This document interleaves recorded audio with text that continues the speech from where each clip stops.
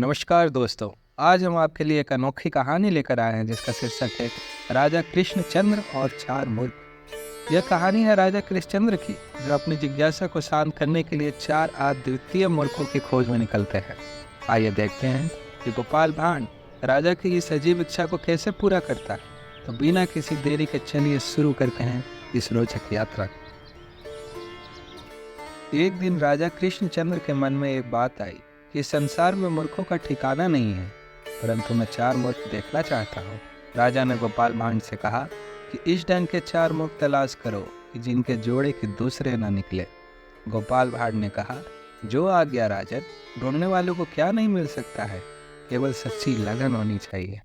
कुछ देर जाने के बाद गोपाल भांड को एक आदमी दिखाई दिया जो थाली में पान का एक जोड़ा, बीड़ी, मिठाई लिए बड़े उत्साह से नगर की तरफ जल्दी जल्दी भागा जा रहा था। गोपाल ने उस आदमी से पूछा कि क्यों साहब, यह सब सामान कहाँ लिए जा रहे हो? आपके पैर खुशी के मारे जमीन पर नहीं पड़ रहे हैं। आपकी खुशी के इस कारण को जानने की मुझे बड़ी इच्छा है, इसलिए थोड़ा कष्ट करके बताते जाइए।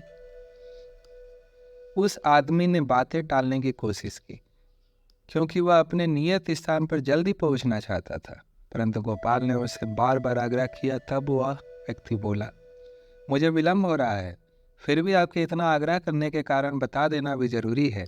मेरी पत्नी ने एक दूसरा पति रख लिया है, दोनों की आज शादी है, इसलिए उसके निमंत्रण पर जा रहा हूँ।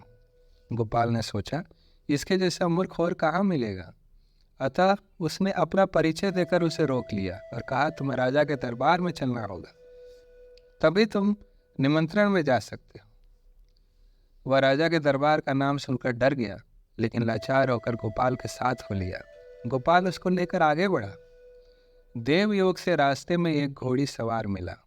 वह स्वयं तो घोड़े पर सवार था, परंतु उसके सिर पर एक बड़ा गट्ठा रखा हुआ था। गोपाल ने उस आदमी से पूछा, क्यों भाई, यह क्या मामला है?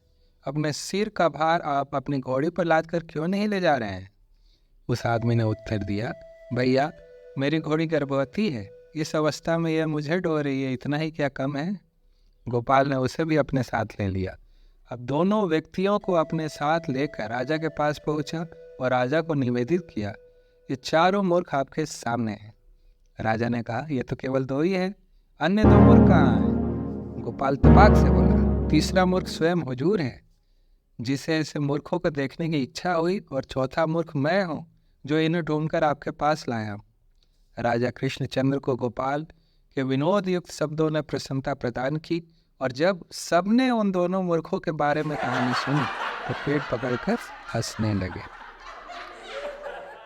दोस्तों, हमने देखा कैसे गोपाल भांड ने अपनी चतुराई से राजा कृष्णचंद्र को न सिर्फ चार मूर्ख दिखाए, बल्कि एक गहरी सीख भी दी कि मूर्खता और बुद्धिमत्ता के बीच की रेखा कितनी पतली होती है।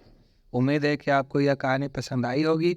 अगर आपको हमारी यह कहानी अच्छी लगी तो कृपया इस वीडियो को लाइक करें, शेयर करें और हमारे चैनल को सब्सक्राइब करना ना भूलें। आपका साथ और प्यार हमें और भी रोचक कहानियाँ लाने के लिए प्रेरित करता है। तो फिर मिलते हैं एक नई कहानी के साथ, तब तक के लिए नमस्कार।